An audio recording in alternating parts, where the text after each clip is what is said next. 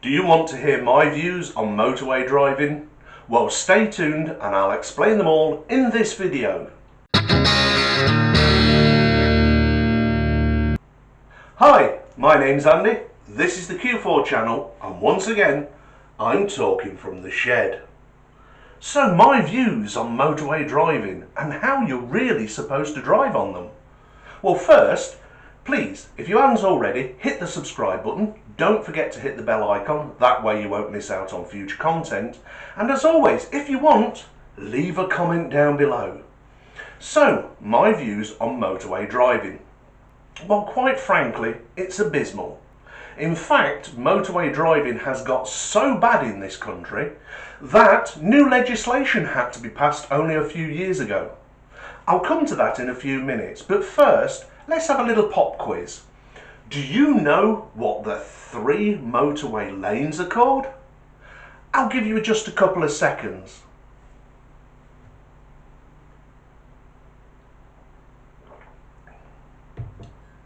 Did you answer it?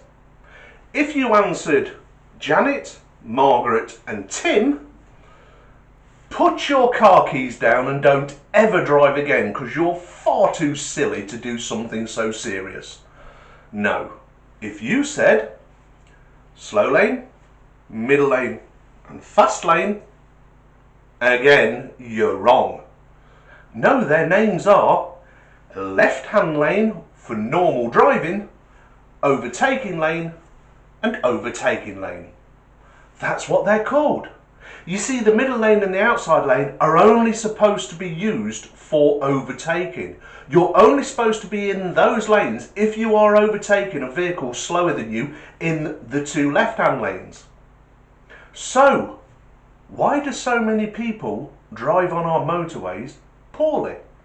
Well, they didn't know this little bit of information. Also, another little pop quiz, and I'll give you a couple of seconds to answer. Do you know what the speed limit is in each of the 3 lanes? I'll give you a few seconds.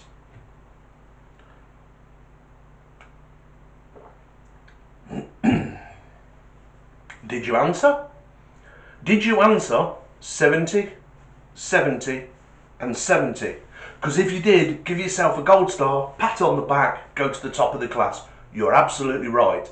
Now, it might seem daft me asking that question, but that very same question was asked only a few years ago on a motorway service station on the M6 up north. And people answered in such a way as to make it into the report that they thought there was 3 different speed limits in the 3 different lanes. Because they thought to themselves, slow lane, all lorries are in that, about 50. Middle lane, well, it's not the fast lane, and I know that the speed limit on a motorway is 70. So if that's 50 and the outside lane must be 70, then the inside middle lane must be 60. So that's what they were answering. Because the question was asked in such a way, what is the speed limit in the 3 separate lanes? People started to think there were different speed limits. But the correct answer was 70, 70, 70. You see? But once people start thinking it's a slow lane, well, I'm not going slow. And they think there's a fast lane, well, I'm not going particularly fast. I know, I'll get on the motorway and I'll sit in the middle lane. No, that's not how you use a motorway. First of all, joining a motorway. You're supposed to join the motorway to keep with the flow of traffic. Now, if the motorway has light traffic, and on the inside lane it's mainly cars doing 70 miles an hour, the idea is that you're supposed to pick up your speed on the slip road up to 70 miles an hour to join the flow of traffic without impeding it. Of course, that's very rarely the case. There are usually a lot of lorries on our roads, and they tend to be on the inside lane because they're limited to 58 miles an hour. So therefore, you don't really want to be doing much more than 58 miles an hour if you're going to blend in with the lorries on the left-hand lane. You shouldn't hit the middle lane and go straight into hit the inside lane, go straight into the middle lane and whoop out into the outside lane because you've got your welly on the loud pedal. No, that annoys everybody on the road. and you make yourself look a spanner. You're supposed to join the left-hand lane. That way, it gives you a chance to see what's in the middle lane. Then you can indicate, move over, and be safe. You can do the same for the outside lane. But here's the thing. The left-hand lane is, as I said, for normal driving. That means that's the lane you are supposed to be in if it's clear. Not the middle lane, not the outside lane. They're only for overtaking. You, once you approach a vehicle that's going slower than you and you are in the left-hand lane, you then indicate, make sure it's safe to do so, and then pull out. Once you've overtaken the vehicle that was slower than you and it is safe to do so, you are then supposed to pull back into the inside lane. Do you see how that works? Now, if you happen to be overtaking a slower vehicle on the inside lane and you're in the middle lane, and then you again approach another vehicle that is going slower than you that's in the middle lane, then you can use the third lane for overtaking. So you do the same thing again. You indicate, but once you've overtaken, you are supposed then to come into the inside lane if it's safe to do so. Left-hand lane is for normal driving. You do not sit in the middle lane. There is a name for those who stick in the middle lane. They're called middle lane hoggers. I don't call them that. I call them middle lane knobheads. They are middle lane knobheads. Stop being a middle lane knobhead if you're one of those people. You see, when you're in the middle lane, you're annoying everybody, especially if somebody's coming up behind you and they can see there's nothing in the inside lane, nothing impeding you from pulling over into the lane you are supposed to be for normal driving. So when they see that you're taking up the middle lane, you are annoying other drivers. You shouldn't be there, so pull over, indicate and pull into the middle lane. If somebody flashes their line or gives you a little toot to the horn, all they're saying to you is, you should be in that lane, not this lane. They're not trying to be aggressive to you. They're not trying to tell you that you are a knobhead, although you are being knobhead. They're just telling you, I don't want to have to pull out to go around you because you shouldn't be here. So pull over. Now, I've got a little story about somebody who was, this was a nighttime drive I was doing, and it happened to me only a few weeks ago, so it's fresh in my mind, and it was one of those moments where karma, you just go, oh, beautiful. I was driving through the night, I was approaching a car, and because it was nighttime, there were no lights on the motorway, I couldn't see if the car that I was slowly creeping up on was in the middle lane or in the inside lane because there was a slight bend in the road, so it distorted the vision. It wasn't until I got about 20 or 30 cars lengths from behind this car I realised he was in the middle lane. So I do what I always do at night time. I just flashed my lights, just once. Nothing happened. He didn't move over. So now I'm still catching him, and I'm in the inside lane, on the left-hand lane. So now I'm less car lengths from behind him, but still 15-20 car lengths, and I've moved into the middle lane behind him. This time I give 2 flashes of the lights to say move over. He didn't.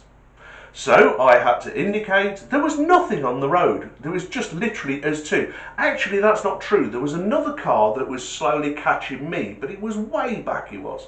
So I had to indicate, pull out into the furthest right-hand lane, overtake him, and then I pulled across both lanes back into the left-hand lane.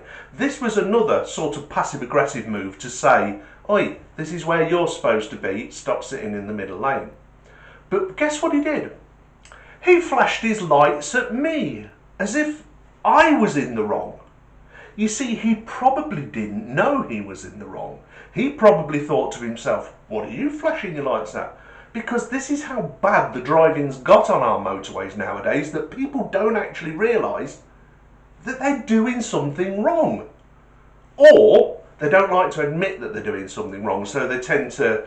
Have you ever hit your hooter at somebody who cut you up, and they hit their hooter back at you, as if to say, how dare you tell me off for doing something poorly, acting in a bad way?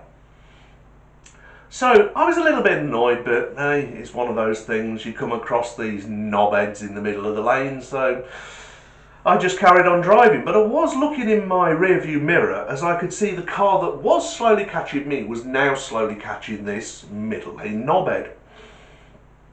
And I thought to myself, go on, because I saw him do the same thing. He flashed his lights and then he moved into the middle lane behind the guy. And I thought, go on, flash him again. So I kept glancing in my rearview mirror, just see what was going on. And again, he did exactly what I did. He must have watched me, and he flashed his lights twice at this guy. And this guy didn't move again.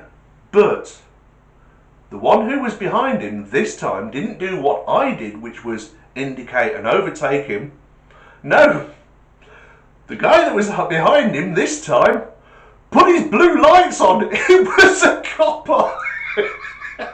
I thought, yes, thank you, excellent. And I watched the two of them as they both indicated and pulled over to the hard shoulder. It was at that moment, it was like, there's never one around when you want one, but he'd seen what had happened. And of course, there is now legislation against middle lane hogging. It's actually legislation against middle lane hogging and tailgating. It became so prevalent on our motorways that they had to bring in new legislation to curb it. But unfortunately, the only thing wrong with new legislation, or any legislation for that matter, is if there's no one there to police it, it just gets ignored. And that's what's happening on our motorways. Unless like this, it was so blatant, in the middle of the night, nobody else on the road except for these three cars for as far as you could see, and one of them had decided to sit in the middle lane, and one of them actually happened to be a copper and had spotted it and pulled him over and ticketed him for it, I would imagine. It means no difference. It makes no difference to the roads if nobody's there to police the rules of the road. This is why we have speed cameras everywhere. You know, we have speed cameras there. They make no difference to the way people drive, because as soon as you've passed the speed camera, people can accelerate and do what they like. There needs to be physical presence there to say, you did wrong, I saw you doing wrong. A fixed camera is going to make no difference. And also it's been proved to make no difference when the flashing lights that shine up and say what speed you're doing, whether you're going too fast or too slow, have more of an impact on driving style than speed cameras. So there you go. So yes, that's how you're supposed to drive on a motorway. You drive on the left-hand lane for normal driving. The other two are only for overtaking. You are not supposed to join the motorway and sit in the middle lane because you think that's the slow lane, I'm not going slow, and that's the fast lane, I'm not going particularly fast. So I'm happy here in the middle lane, because all you're going to do is cut down a 3-lane motorway down to a 2-lane motorway, because everybody else is going to have to go around you in the 1 lane that's left to overtake you. Now, this also applies to any more than 3 lanes, because now we're getting 4-lane motorways. They're called smart motorways. Not very smart, taking away the hard shoulder, creating a 4th lane either. I'll talk about that in another video, because there is some interesting data from the smart motorways, and me and the company that I work for actually were involved in the development of the smart motorway about 15 years ago. So yeah, that'll be an interesting story, and I'll probably tell you that on another day. But first, let's have some humour. So there's this little old man. He's been riding his push bike around the country lanes. All of a sudden the chain snaps, gets caught up in the back wheel. He's, oh no, what am I going to do? He pulls over and he manages to untangle the chain, but of course it's broken, it can't be reattached. And he's sat there scratching his head thinking, oh, I've got a long way to get home. When this Porsche pulls alongside him, and this bloke says, hello old fellow, what's the matter with you? Got a bit of a snap prang the old bus, have you? And he goes, oh, he says, me chain's come off, it's snapped. He goes, oh dear. He goes, got far to go? He goes, I've got miles before I get home. It's going to take me ages. He goes, I tell you what, old fella, he says, I've got some rope in the back of the car. Why don't you tie it around your handlebars? He says, I'll tie it on the back of the bumper. He says, and I'll tow your bike. He goes, oh, in a fast car like that, it doesn't sound like a good idea. If you go too fast, you will. And he goes, no, I'll just crawl along. He says, I tell you what, if you think I'm going too fast, just give a little tinkle of your bell. He says, and I'll slow down. Does that sound fine? He goes, oh, all right, yeah, okay, that sounds all right. So that's what they do. And they're poodling off down the country lane, and the old boy sat there enjoying the wind, and he's thinking, oh, this is lovely. All of a sudden, the Porsche gets overtaken by a Lamborghini. He just accelerates away. Of course, that gets the dander up of the Porsche driver. He goes, not having that. He wants a challenge, dear, and he just buries his welly in the loud pedal. Whom starts it. The old boy's like this on the bike behind him going, hey, stop. And he's ringing his bell like crazy. Anyway, the two cars and the Porsche bike go flying past a copper who's sat in the gateway. And he just goes, zoom, zoom, ding, ding, ding, ding, ding, ding, ding. And he just leans forward, picks his radio out and goes, Sarge, you're not going to believe what I've just seen. I've just seen a Lamborghini goes past me, he says, doing more than 50 miles an hour and accelerating all the way, being chased by a Porsche, but the most of it is, there's a little old boy on a push bike, ringing his bell, trying to overtake the pair of them.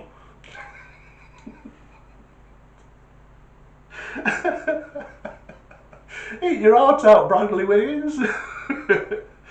Oh. Anyway, as always, you people out there, be happy, be healthy, but above all else, take care of yourselves, because if you don't, who will? Goodbye now. I'm a simple